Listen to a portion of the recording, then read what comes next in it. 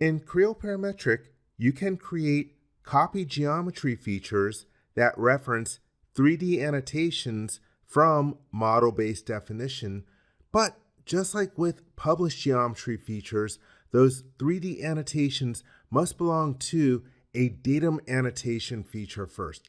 Let's take a look at an example of that. Here I am in a skeleton model. You can see that it has geometry and some datums and some 3D annotations. I want to reference this information in a lower level skeleton. Let's jump over to a window with the assembly, and we can see our skeleton model. Here is the subassembly. Here is the lower level skeleton. There's nothing in that lower level skeleton at this point. So let's select the skeleton and then choose Activate from the mini toolbar. Let's create a copy geometry feature. And I always like to make them external.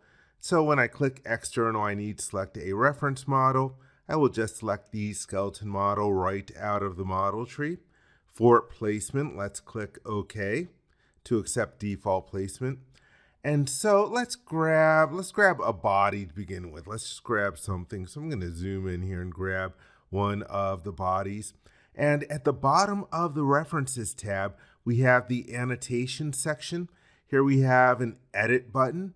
I'm going to click on that.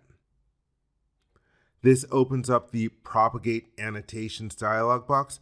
I'm going to move this over and I'm going to grab the accessory window and make it bigger. And so here I'm going to try to select my different 3D annotations, but as I move my mouse over them and as I'm left clicking, nothing is selecting. That again is because these different 3D annotations do not belong to a datum annotation feature. They are just annotation elements. Let me cancel out of creating the copy geometry feature. Let's hop back over to the skeleton model in its own window, and let's create a datum annotation feature. I will go to the Analysis tab, the Annotate tab, and then over on the right-hand side, here is the command for creating an annotation feature. The dialog box opens up.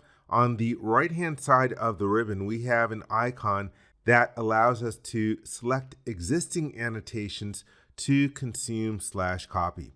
I will click on that, and then let's pick our 3 different annotations. I'm going to hold down the Control key in order to grab all 3. Let's click the OK button. And now they're listed in the annotation feature. Let's click OK once more. And now we can hop over to the assembly window again. Let's activate our subassembly skeleton. Let's create our copy geometry feature. Once again, I will externalize it and then pick the top level skeleton. Let's use the default placement method and click OK. And then for my references, let's grab a surface set. Let's grab a surface up at the front. Let's grab that quilt. And then for the bodies, let me grab a body here. Let's grab some references. I'll click in that collector. And let's select some planes. Hold down the Control key in order to get more than one plane. And now let's grab our annotations. I will click on the Edit button in the Annotations section.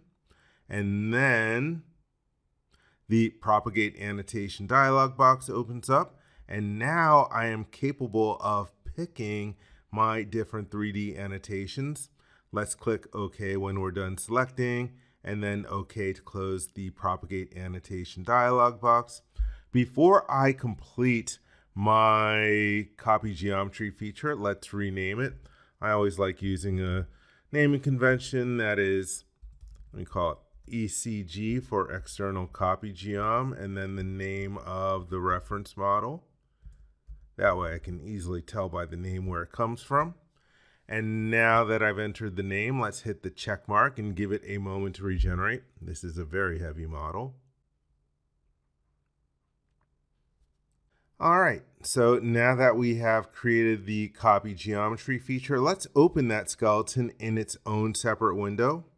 And here we can see the different references, the geometry, and our 3D annotations. So there you have it. Just remember, if you want to use 3D annotations in a copy geometry feature, those 3D annotations must belong to a datum annotation feature first.